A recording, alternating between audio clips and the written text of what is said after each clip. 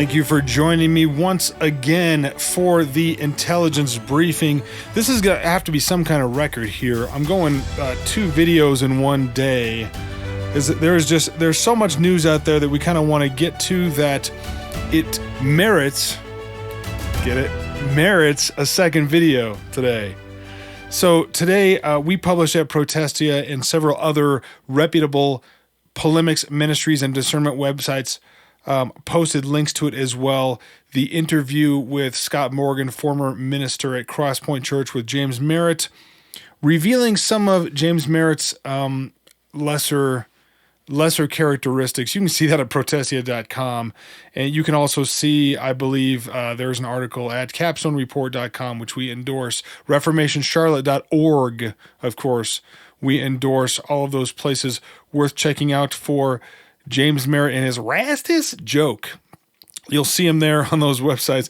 Before we get to the rest of the headlines, and one of the things we're going to do today on this video, I don't have a ton of time, but I want to get into a little bit of sort of what brought this upheaval, because I'm not entirely sure that Scott Morgan would have necessarily given his account without some of this context, but certainly in light of James Merritt lecturing the rest of us on how bad we are at racial reconciliation, made his joke-telling coming to light all the more prescient. There are other issues that also brought this up, most notably after James Merritt was hired and subsequently dismissed. We're going to get to that in a second, although he said he was dismissed, or Danny Aiken said he stepped down to not be a distraction. But Merritt was hired by Southeastern Baptist Theological Seminary and then dismissed to not be a distraction because of some other things that came to light, most notably and disturbingly his endorsement of his son Jonathan Merritt's preaching at Good Shepherd, New York, which I don't think is Jonathan Merritt's church. I think he might be an elder there, but he's not the preacher. But he was guest preaching their online gathering, which I hate to say is not a gathering, but he was guest preaching their online gathering. We're going to go through some of that on this video, and I'm going to comment on how bad it really was, and it was bad, real bad. Before we get to that, before we get to the bad news of Jonathan Merritt's terrible sermon and some of the other interesting things about that online gathering, the good news, which of course is the real gospel of Jesus Christ, not the Jonathan Merritt gospel of Jesus Christ, the real gospel of Jesus Christ, which of course is the good news for sinners who have been called by God, who are his elect, written in the Lamb's book of life from the beginning of time, and who would believe in Jesus Christ. This is good news for those of us placing our faith and trust in him. The good news is that while we are sinners, completely incapable of saving ourselves, completely incapable of reconciling ourselves to the Father, God made a way for us in the person and work of his Son, Jesus Christ. God the Father sent Jesus Christ to this world, born of a virgin, living a perfect life we couldn't live, and dying a death on the cross that we deserved, because our sin rightly deserves death. And not only just death as we know it here, but eternal death. That's eternal suffering, eternal separation from God. That's what we deserved, and yet Jesus took that penalty onto him. He died on the cross, paid the price to the Father for our sins, was buried, raised again on the third day by the power of the Holy Spirit, conquering death, now sits at the right hand of the Father and intercedes on our behalf, the behalf of his children, on behalf of the sons and daughters of God adopted into his family. That's the good news of the gospel of Jesus Christ. We're going to get into a little bit of why what Jonathan Merritt said is the gospel is not the gospel. We're going to dig into that, because this really was the instigating thing that brought some of James Merritt's skeletons out of the closet, and what led to, in my opinion, my view, what led to him having to either choose to step down or be forced to step down from being a visiting professor at Southeastern Baptist Theological Seminary. Danny Aiken tweeting that out earlier today saying, my dear friend, Dr. James Merritt, asked me to allow him to decline serving as a visiting professor, not wanting to be a distraction. To the school, I've honored his request. His integrity, character, and love for the gospel is a model for us all, a great man and friend. Now, I had to ask Danny Akin. I'm sure he won't respond. But I asked, which gospel does he love, the real one or the false one Jonathan preached that he endorsed? And I think this is an entirely fair question, because we have Danny Akin here saying that James Merritt loves the gospel, and yet he endorsed a false gospel presentation and put that out and recommended it and said, hey, this is valuable. This is something that Christians should avail themselves of. So I think it's a valuable question, and it's no surprise. Danny Akin and James Merritt are reportedly like besties. So no surprise that he would cover for really what is an indefensible thing that James Merritt supported here. We're gonna dig into that a little bit, but the news for tonight, the news for this evening that a lot of you may have heard is that James Merritt will not be a visiting professor at Southeastern Baptist Theological Seminary. I would argue that Danny Akin shouldn't be the president there either. Some of us remember him cheerleading for his preferred presidential candidate at the annual meeting and live tweeting, stepping up to the mic, all sorts of shameless activity for a president of an SBC institution to be engaged in. The man is an embarrassment, quite frankly. He's an embarrassment. He's not a very smart man, and he's a company man. He's a hireling, and his friendship and his covering and his support for James Merritt here proves that point. Let's get into a little bit of sort of what caused this to begin with. I'm going to jump into, this was from Good Shepherd, New York, a little over a week ago. They streamed their church service, which I'm pretty sure wasn't a service. I think it was just some recordings that they sort of threw together and then premiered. It wasn't live streamed, so we know this wasn't happening live. This was a YouTube premiere that they premiered on the 21st. And an interesting little take here. They say, welcome to Good Shepherd, New York digital gathering. If you would like to participate in Holy Communion, please have bread and wine on hand. I'm sorry to say you can't participate in Holy Communion at home by yourself with Triscuits and orange juice. All right, nothing against Triscuits and orange juice, but communion is communing together. This is something we do as the gathered body of Christ. So yeah, you can't do that over a video screen.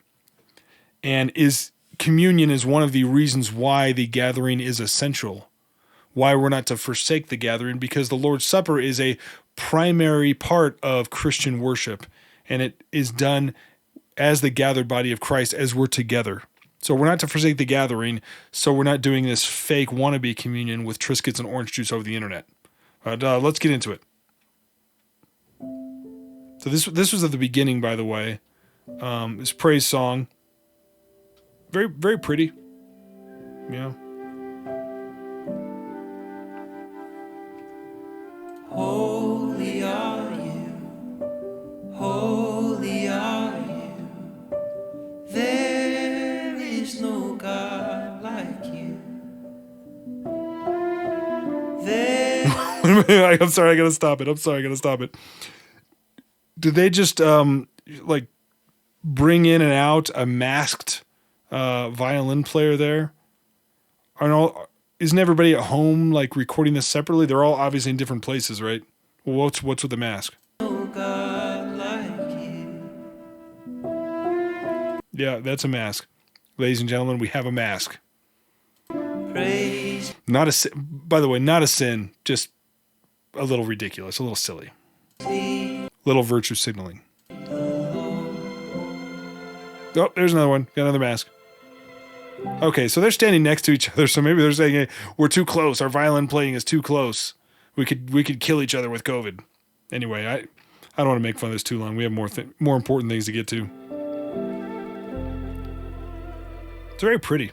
Honestly, very pretty. Holy are you, holy are you.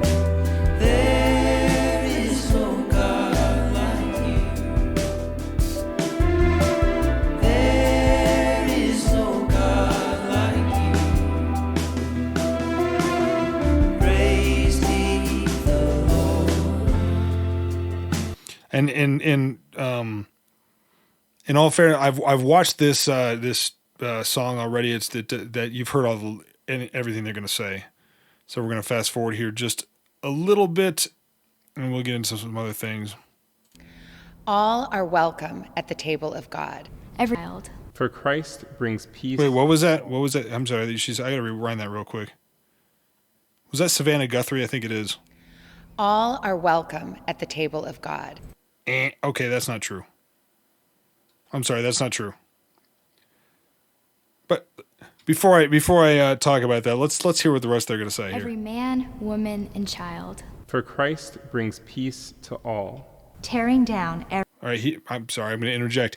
He brings peace to some and the sword to some. hostile wall. so that the many may become one. No. One heart. One family. One new humanity. For God, who is love. And Christ, who is all and in all. Christ is in all? No, I'm sorry, he's not. This is Universalist gobbledygook. And this church, I'm going to put that in scare quotes because it's not a church. Not in the biblical sense, not in the New Testament sense. This church bills itself as an interdenominational thing going on. Show no partiality and make no distinction. So neither race nor class. Gender nor sexuality. Politics, no religion. Personality nor nationality. Count for us or against us. The light of Christ enlightens all. Let's go to Matthew 25:31. When the Son of Man comes in his glory and all the angels with him, then he will sit on his glorious throne. Before him will be gathered all the nations, and he will separate people one from another, as a shepherd separates the sheep from the goats. Now, does this sound like a Jesus that will show no partiality to bring peace to all? He's cool with whatever. He's cool with any religion. He's fine with whatever. However you decide to express yourself sexually, don't worry about it. It's fine. Whatever vile affections you harbor in your heart is fine with him. No, it doesn't. And he will place the sheep, this is back to verse 33, and he will place the sheep on his right, but the goats on the left. Then the king will say to those on his right, "Come, you who are blessed by my Father, inherit the kingdom prepared for you from the foundation of the world. For I was hungry, you gave me food. I was thirsty, and you gave me drink. I was a stranger, and you welcomed me. I was naked, and you clothed me. I was sick, and you visited me. I was in prison, and you came to me." Then the righteous, and this, by the way, these are the verses that they were alluding to as they twisted them and tried to make them excuse any unrighteousness that one brings to the feet of Jesus. Verse 37, then the righteous will answer him, saying, "Lord, when did we see you hungry and feed you, or thirsty and give you drink? And when did we see you a stranger and welcome you, or naked and clothe you? When did we see you sick or in prison and visit you?" And the king will answer them, "Truly I say to you, as you did it to one of the least of these my brothers, you did it to me." Now they've twisted this text, and you can see the twisting right here in verse 41. As Jesus says, "Then he will say to those on his left, 'Depart from me, you cursed, into the eternal fire, prepared for the devil and his angels. For I was hungry, and you gave me no food. I was thirsty, and you gave me no drink. I was a stranger, and you did not welcome me, naked, and you did not clothe me, sick and in prison, and you did not visit me.' Then they also will answer, saying, 'Lord, when did we see you hungry or thirsty or stranger, naked, in prison, and did not minister to you?' Then he will answer them, saying, 'Truly I say to you, as you did not do it to one of the least of these, you did not do it to me.' And these will go away into eternal punishment, but righteous into eternal life." So while this little introduction here is seemingly trying to claim that these are all the things that I guess Jesus is obligated to do for everybody, regardless of their belief in him or not, these verses are actually speaking to fruits of the Spirit that are evidence of true regeneration, true salvation. So when he says something like, what you did to the least of these, you did to me. He's speaking specifically of the fruits, the righteousness that comes from true salvation. That's the evidence of salvation, is in those good deeds and that fruit of the Spirit. So let's get into the portion here where Jonathan Merritt delivers this, I'm sure pre-recorded from somewhere, kind of sermon, but let's get into it a little bit. The Gospel according to Mark. As he came out of the temple, one of his disciples said to him, "Look, teacher." Wait. Hang on a second. You notice that real quick? She said, the Gospel according to Mark, and then just started reading. Why wouldn't she say where the verses are actually located? It's because they don't want you to actually go to the Bible and challenge any of this. So instead of saying this is Mark 25, whatever it is, referencing us to the scripture itself so we can read along and make sure that as he exegetes the text, or at least purportedly is going to exegete the text, that he's doing it correctly. It's just the Gospel of Mark. They read it. You don't have to pull out your Bible, follow along, study, something like that. That shouldn't be missed, but that's an issue. Buildings.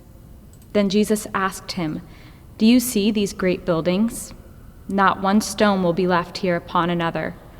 All will be thrown down." So this is Mark 25:13, I believe it is. Let's go check here real quick.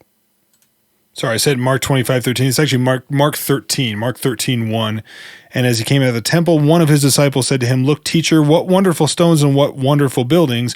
Jesus said to him, "Do you see these great buildings? There will not be left here one stone upon another that will not be thrown down." That's actually where we are in the text. But she's going to keep reading that a little bit. We're gonna fast forward and get into some of Jonathan Merritt's stuff here. So he tells a story here about his grandmother coming to Manhattan for the first time and never being above 11 stories, and she gets up, real high, and it's really wondrous to her, and that it would be wrong of him to rain on her parade by saying, let's see if he says it here. Hotel room, high in the sky. She took a few steps in. She dropped her suitcase in the middle of the room. She walked straight over to the window, and then she just stood there, mouth agape. For at least a minute, I watched her watch the world outside, and I'm not sure she blinked.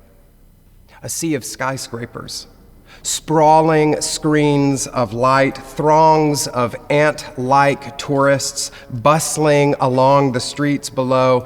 She was taking it all in, and I didn't say a word. I just watched her absorb the majesty of New York that we New Yorkers take for granted. The room that we had booked was on the 42nd floor. Okay, he's going to keep going for too long with this. Let me skip to the end. He's basically drawing an example purportedly from his life and comparing it to this disciple that looked up at the buildings in Jerusalem and said, look at these magnificent buildings. And then Jesus said, this will all be torn down, prophesying the destruction of the temple, of course, is what was going on. But yeah, Jonathan Merritt says, wouldn't it be awful for me to tell my grandma all this is going to be underwater because of climate change? That would be really mean for me to say that to her, just like Jesus was being mean. Just like Jesus was being mean to the disciples and raining on their parade and being a buzzkill. He calls Jesus a buzzkill multiple times here. And all I can tell as he's describing this account with Jesus, he doesn't know Jesus.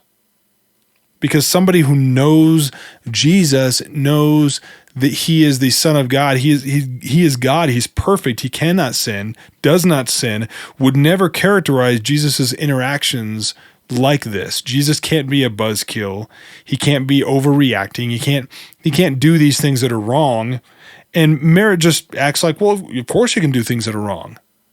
That's because the Jesus that Jonathan Merritt knows is not the actual Jesus of the Bible.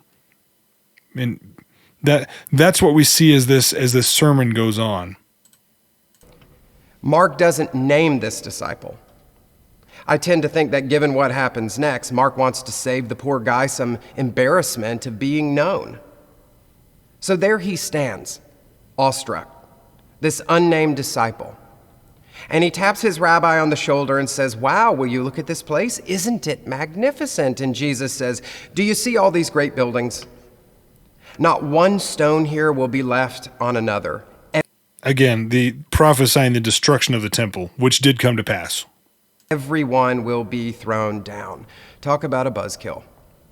He just extinguishes the disciples' wonder right there where he stood. There's no contextual evidence that that's what was going on here. But buzzkill or not, Jesus is reminding them and us of a God-honest truth that we need to hear whether we like it. By the way, and I don't want to get too picky into this, but what is a buzzkill? Well, a buzzkill is somebody that kills your buzz. What's a buzz? Well, buzz is being just slightly drunk, just inebriated enough to be having a fun time in the party, and the buzzkill is the person that comes in and ruins it. They're not having fun with you. Maybe they're not drinking. You know, I don't want to pick on that too much. It's safe to say Jesus was never a buzzkill. And that's probably not a good framework to use to talk about the Son of God. But anyway, moving on. Or not. Nothing lasts forever. Everything constructed by human hands is temporary. The houses in which we live, the offices in which we... So wait a minute. So Jonathan Merritt goes through this whole false, disrespectful, blasphemous description of God himself, of Jesus Christ, just to make a point that all things are temporary. He had to reach into Scripture and say, I'm going to take Jesus' prophecy about the destruction of the temple, wrap it up in my own little personal story, slime this entire account, say all sorts of things that are false about Jesus himself, just so I can say all things are temporary. What was the point of that? There are plenty of other verses in the Bible to go to talk about the temporary nature of human existence and the temporary nature of the world. Well, let's move on to some others. I mean, that's pretty terrible, honestly. That's just it's sort of it's embarrassing. Really, it's indicative of somebody that just doesn't know Jesus. Certainly doesn't know the Jesus of the Bible. Maybe a Jesus of their own imagination. But let's move forward a little bit. So now he draws us to all things being temporary. We just have to let things go and embrace the change. I wonder why he would think that that's an important thing for evangelical Christians. You hate change, and so do I. Because change means uncertainty, because change means loss of control, because change means having to learn new ways of living in the world, and that is, but hating change won't delay or deter it. So we have to find new ways to learn how to live in the world. What could he possibly be referencing here? The future is always breaking into the present, and it never calls ahead to ask permission. So we have to learn to love the worlds in which we live, and when the time comes, to let them go. Now, after Jesus takes a pen to this unnamed disciples' balloon, the whole lot of them crosses the Kidron Valley, ascends the Mount of Olives, and takes a seat. And Jonathan Merritt's Jesus was just a jerk, wasn't he? Just being mean for no reason, just spoiling things just to prove a point. He's just like one of those angry discernment ministers that just raining on people's parades and getting too picky about things, and you know they're trying to have joy, and he's like, "Nuh-uh, I want to prove my point here." Now, after Jesus takes a pen to this unnamed disciples' balloon, the whole lot of them crosses the Kidron Valley, ascends the Mount of Olives, and takes a seat facing back at the temple. And that's when Peter, James, John, and Andrew, the first 4 disciples to quit their day jobs and follow Jesus. They didn't quit their day jobs. I mean, they quit their day jobs, but quitting your day job is a statement referring to quitting what you were usually doing to pursue your dream. No, they left it all behind. It's not a bad characterization. Come to their teacher in private and ask, "Tell us, when will these things happen? And what will be the sign that things are about to change?" No.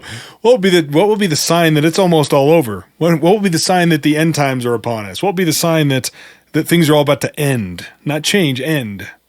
And by that, of course, we mean the end of the age. This is ESV describing this section as signs of the close of the age. And this is Jesus talking about the ushering in of the millennial kingdom. Many will come in my name saying, I am he, will lead many astray. Let's see what Jonathan Merritt does with this. How often have you asked some version of this question? For my part, I've lost count. We all want to know what tomorrow will bring. We all want to divine the signs of the future. That's not what this is So about. that we can plan for it. Nope. So that we can prepare for it. So that we can pretend that we have some sort of control over it. Teacher, how will we know that the future is here? Well, these days, there are plenty Not of the people, future, the kingdom of God. both secular and spiritual, who will be happy to tell you what's coming your way. The palm reader behind the neon sign downtown will charge you by the minute for an answer to that question. The end times preacher on your television set will offer you an answer in exchange for a tax-deductible donation. This doesn't have anything to do with the The passage. games may look different, but the goal is the same. So you want a clear timeline for the future of this world, Jesus asks? About that day or hour, no one knows. Oh, but Jesus gives us some signs, right? He gives us some things to look for, does he not? I mean, it's right here in the text. Nation will rise against nation, kingdom against kingdom. There will be earthquakes in various places. There will be famines. These are but the beginning of the birth pains. Be on your guard, for they will deliver you over to councils. You will be beaten in synagogues, and you will stand before governors and kings for my sake to bear witness before them. And the gospel must first be proclaimed to all nations. And when they bring you to trial and deliver you over, do not be anxious beforehand what you are to say, but say whatever is given you in that hour, for it is not you who speak, but the Holy Spirit. Brother will deliver brother over to death, and father his child, and children will rise against parents and have them put to death, and you will be hated by all for my name's sake, but the one who endures to the end will be saved. Now, this does not sound like what this church service presented early on, does it?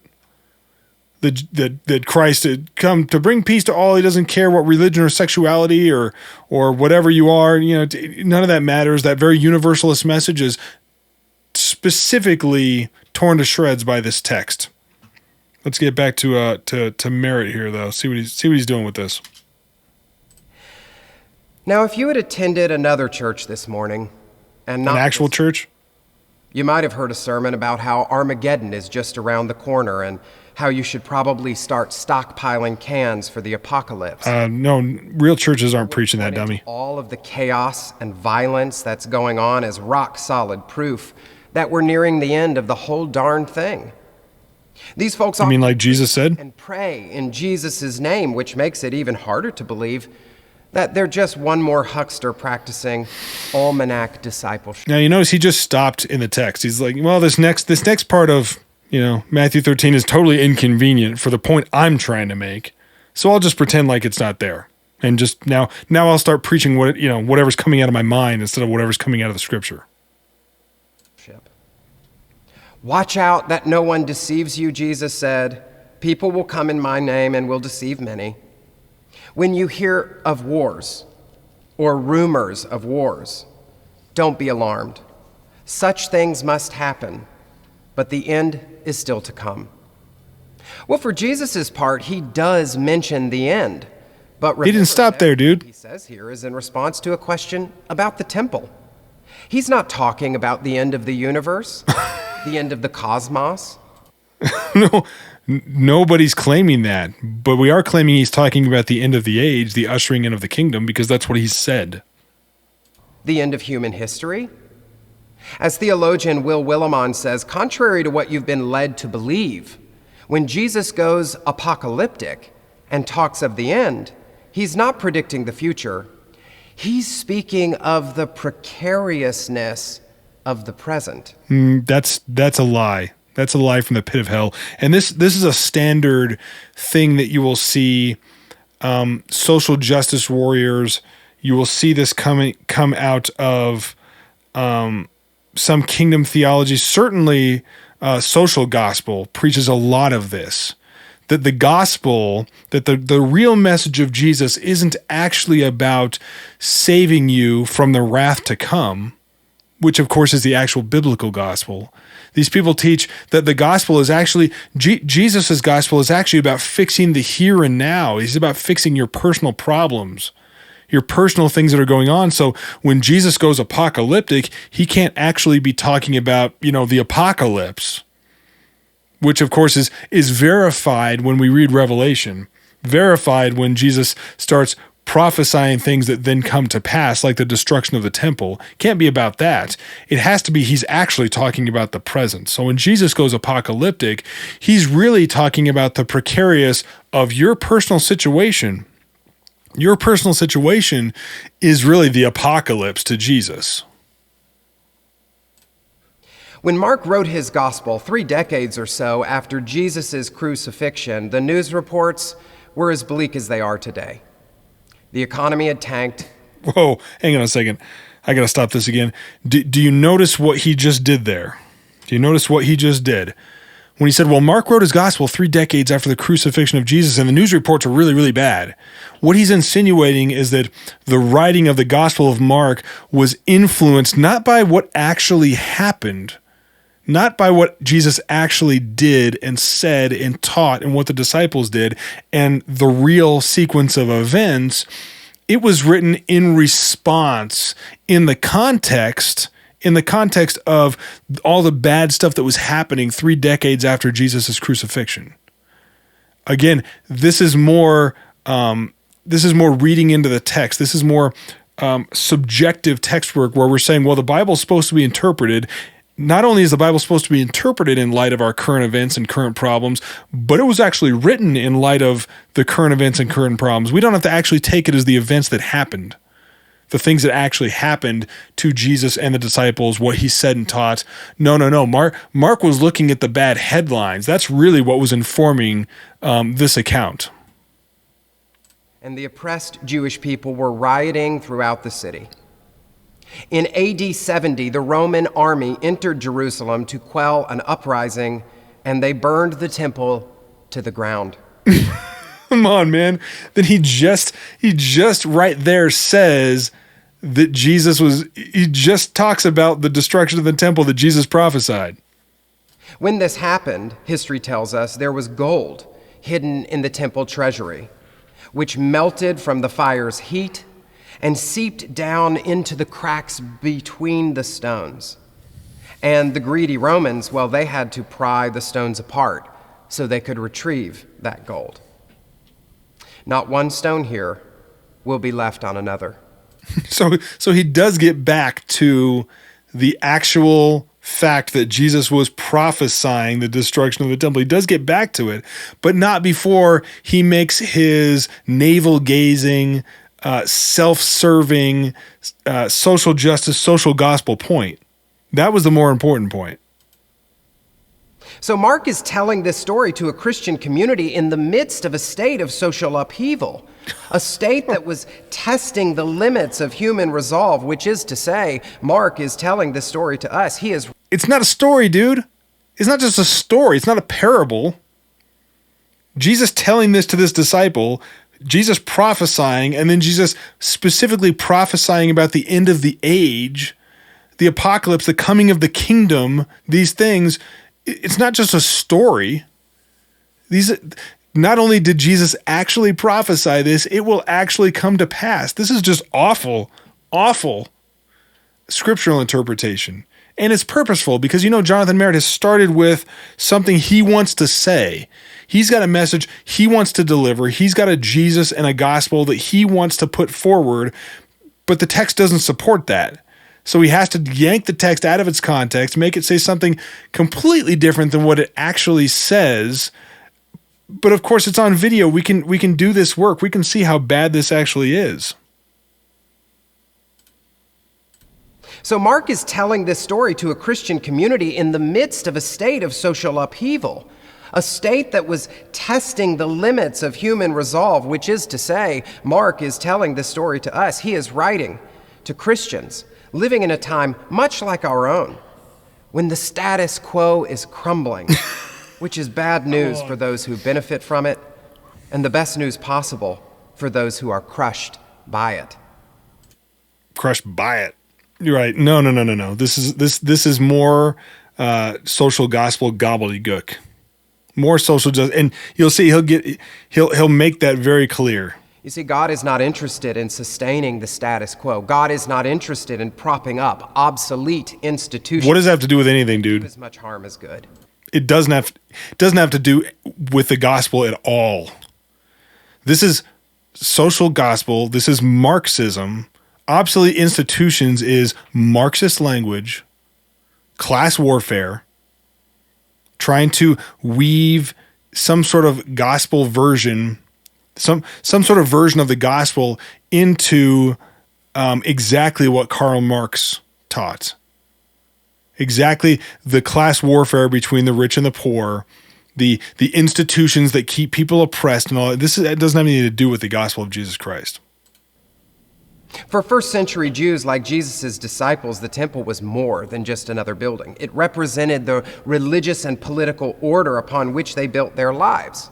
So if we read Jesus' words here in context, we hear him forecasting the end of the old order. No, that's stupid. It's not just that a building will be bulldozed, but that the whole religious structure would be disqualified. And this would have been an arresting thought to a first century Jew, though Jesus talks about it like it's just another sordid fact of life. Nation will rise against nation, and kingdom against kingdom. There will be earthquakes in various places and famines. No, the disciples asked Jesus, how will we know when the end of the age is upon us? How will we know when your kingdom is coming? And so Jesus said, here's what to look for. Notice that Jesus here uses the future tense, there will be. These sorts of things, he says, they happen and they're bound to keep happening. And it's tempting. He didn't say that. To confuse the chaos of history with the conclusion of history. This is not about the chaos of history. This is about the end times. This is an eschatological prophecy. Very clear. No reputable theologian thinks otherwise. But chaos, change, endings, these things are, well, just part of the deal for those of us living on planet Earth. As Markan scholar Ben Witherington says, Jesus' prophecy is primarily not about the end of the world, but about the end of a world. Well, yeah, if you talk about the end of the, before the millennium and the coming of the millennium, yeah, that's true. I don't think that's where he's going, though. You see, the cold, hard truth is that the world is always ending somewhere for someone. There it is. This isn't about what Jesus said it was about. This is about you. Don't forget, this is about you.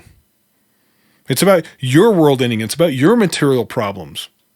It's about what's going on in your life.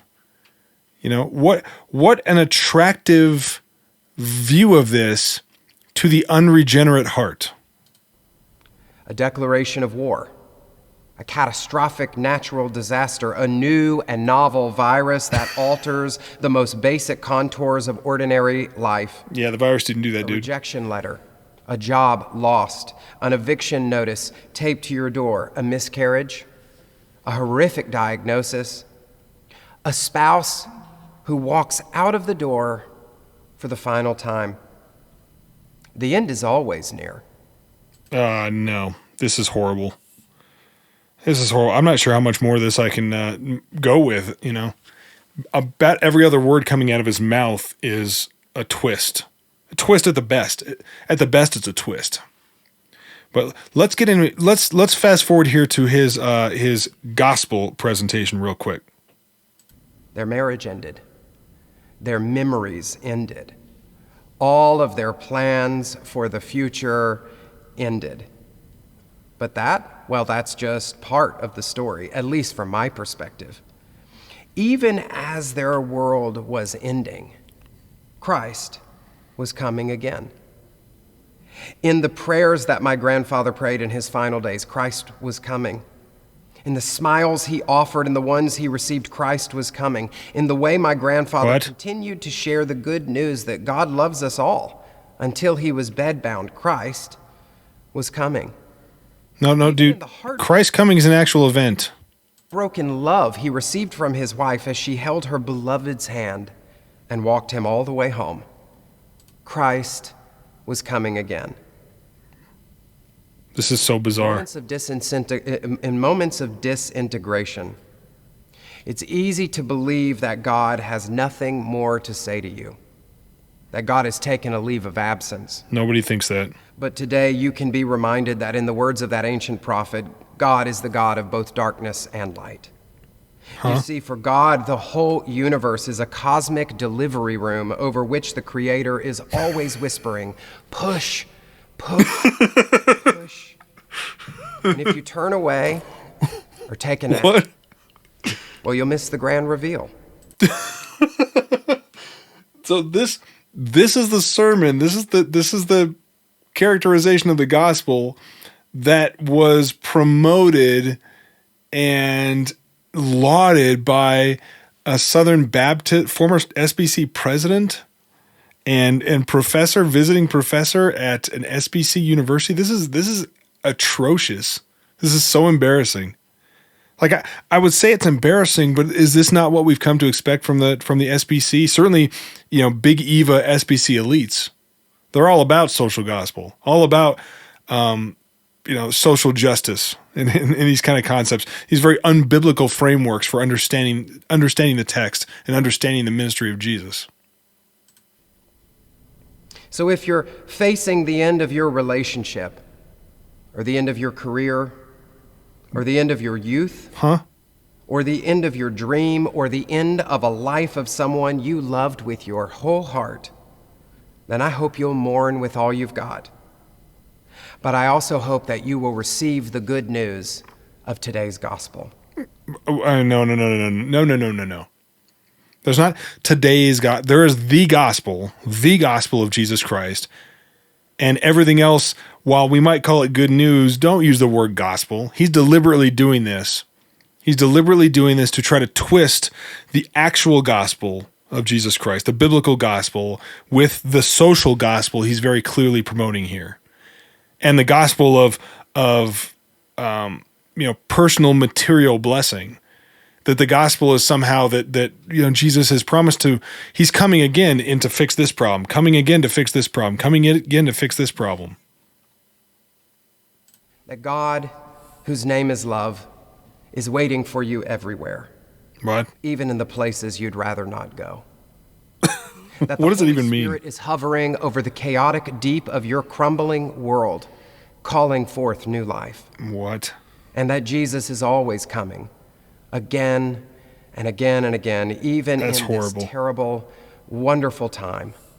So stay alert and keep watch, because you might just find yourself, even with a broken heart, staring out a window with wonder in your eyes, witnessing not just the marvels of human innovation, but the living God coming in the clouds of your ordinary life. Oh my gosh. Amen. That was straight awful. That was horrible. That wasn't the gospel by any stretch of the imagination. That was not the gospel. And James Merritt is disqualified, absolutely disqualified for promoting something like that. And his son is disqualified for multiple reasons, but it's very clear that being an open practicing homosexual, that he's not a believer. He doesn't know Jesus. Made that very clear in this presentation that he doesn't know the real Jesus Christ. That's unfortunate. It's unfortunate, and it's something to mark and avoid, even as we pray for repentance, because God is not beyond saving Jonathan Merritt any more than he was beyond saving me or you. We should be praying for repentance. We should be praying for salvation. We should be praying for regeneration by the power of the Holy Spirit for these men so that they come to Christ. But anyway, thanks for sticking with me for that very, very long intelligence briefing. It wasn't much of a briefing. I just wanted to go through that and really talk about exactly what was going on with it. Thanks so much for joining us. Don't forget to like the channel and subscribe, all those good things. We'll see you next time.